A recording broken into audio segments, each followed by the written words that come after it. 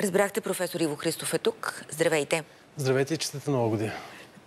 Чухме тук във Форшпана, вие казахте миналата година, циганите ще станат капсул-детонаторът за взривяването на държавата.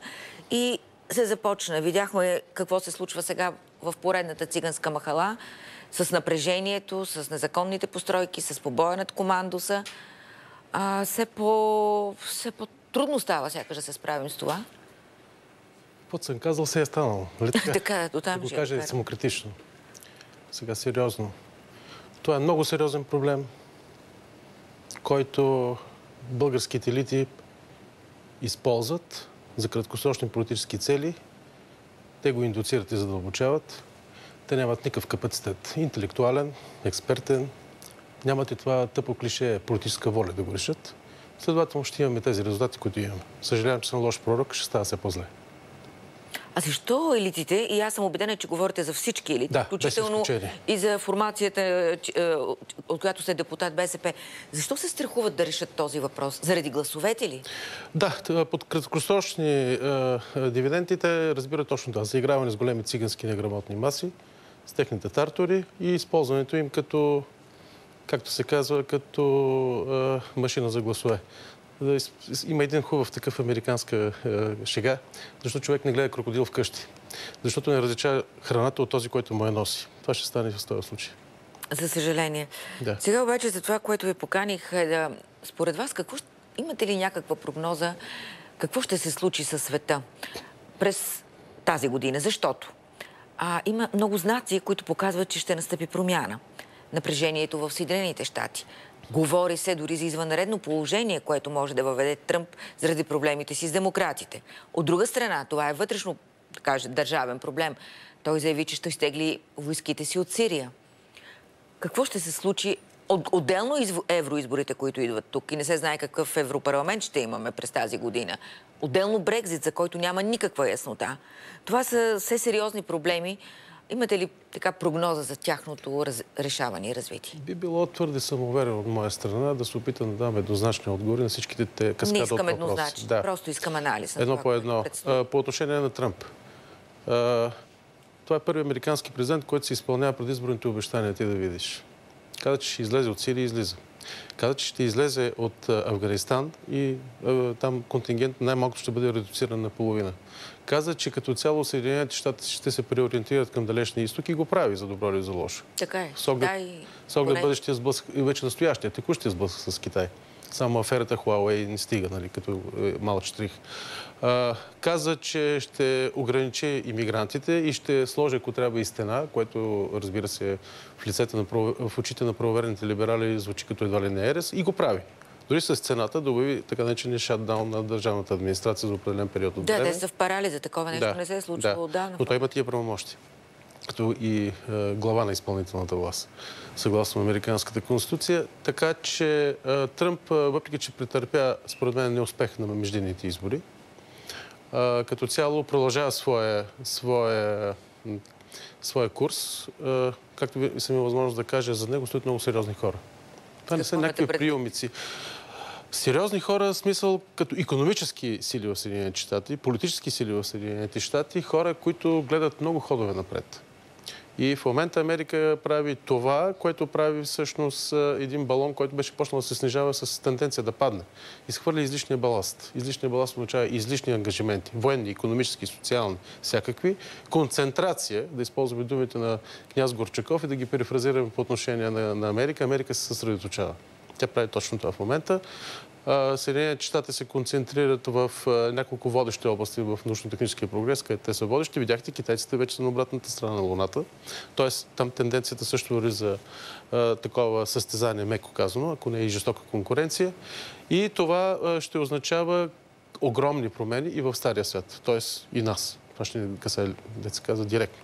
Ние сме на предната линия. Как според вас ще ни засегне? По две направления. Украинското, черноморското направление и Косово. България, за съжаление, в момента ще се окаже, че между два огъня, индиректно трети, говорят Турция и сирийската афера. Очевидно е, че в Черно море ще се засилва напрежението. Това е повече от ясно. Независимо дали Порошенко ще остане на власт, шансовете са му 50 на 50, или ще дойде друг президент като Тимошенко, който ще провежда същата политика по друг начин обаче, да. Или пък казуса с Косово, който всички знаем за какво се случи. За армията, която те създават. И за това, че пада границата с Албания. Какво? Въпреки, аз го казах миналата година тук във вашето предаване, че предстои, и то в рамките на много къс срок от време, грубо казано, албанския източен лимит, граница, да стигне близо до Кюстендил. На път сме да го видим. Без никакви вътрешни граници между тях. Фактически те такива отсъстват. Трябва да ви кажа, че това е лято, вече на миналата година, бяхме с моя колега Тома Томов в едно пътешествие по Западните Балкани, основно в албанските краища, между другото. Косово, Албания, Западна Македония. И трябва да ви кажа, че на КПП-то между Скопие и Косово видяхме такава огромно стълпотворение от коли, от хора, от камиони. Т.е. бликаше огромен икономически, социален и всякакъв друг живот, основно от албанци, за сметка на абсолютно, деца казваше, нямаше кой да ти каже добър ден на българо-македонското КПП. Македония бива засмуквана, буквално, от албанския, вече демографски, бих казал, мини-колос там. Съчетано с турския колос от другата страна, познайте какво ще се случи с нас в следващите 20 години. Например, какво може да бъде? Много неща. Вчера слушах едно предаване в една друга телевизия на един мой приятел на интервю, професор Людмил Георгиев, който каза, че е чел статистика за ражданията и умиранията в един конкретен регион, Видинския регион, за миналата година. Само в Видинския регион са били родени, ако не се лъжи, 75 или 76 деца. Какво ви говори? Трагедия. Демографска трагедия. Грубо казано, това са децата на 3 албански семейства. Метафорично казвам, защото знам, че някои хора няма втори етаж в главата и директно възприемат тези неща. Това означава. България си отива.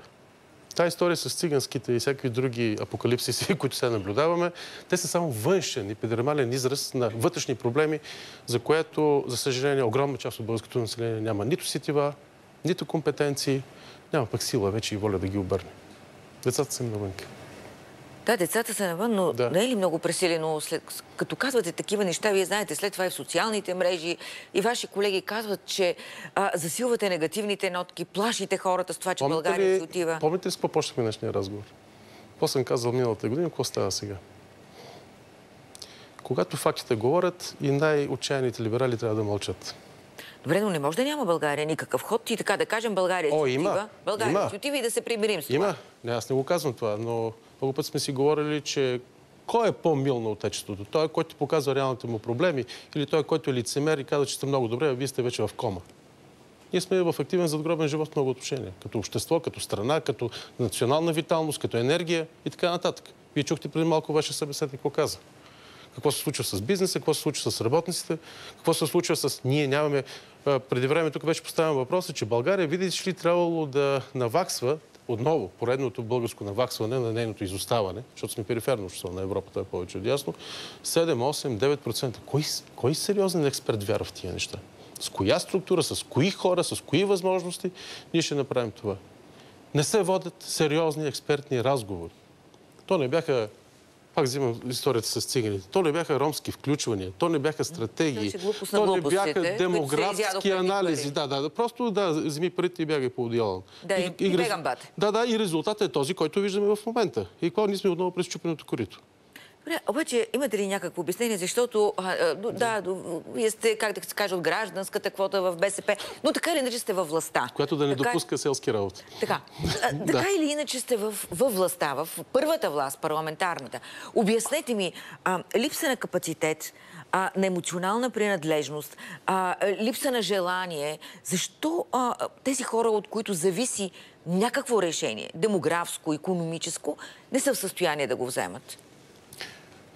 Госпожо Ризова, поставяте ми тежък въпрос, тъй като трябва да казваме неща за мястото, което в момента се явявам на трудово правоотношение. Нека да сме откровени, защото нямаме много изходи. Да, ще ви го кажа директно и ясно. Аз съм при всичко социален учен, другото е временно.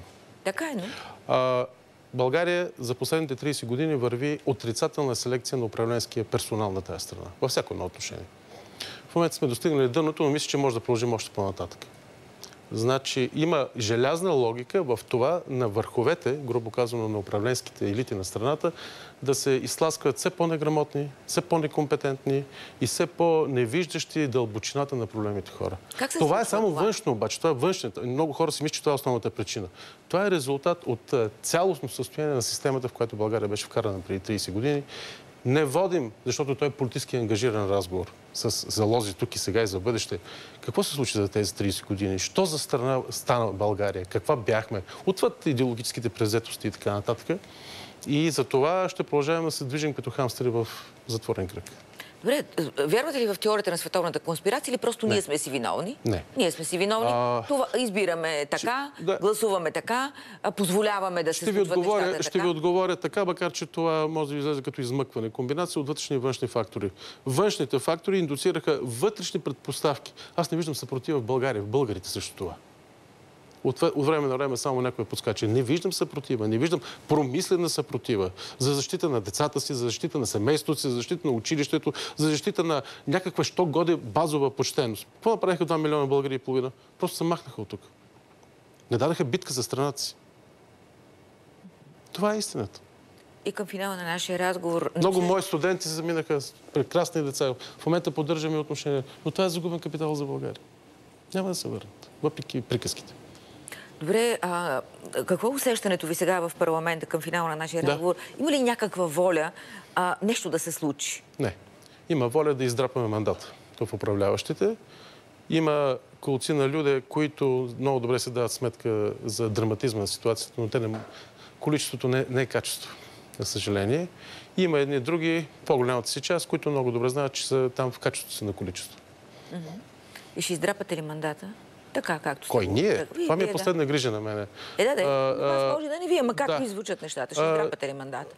Въпрос на много обстоятелства, но не мисля, че това е първи проблем на отечеството. Не знаете кой е основният политически проблем в България? Защо краде той, а не аз? Така е, корупцията е престъпление, когато аз не участвам в него. Благодаря за разговора.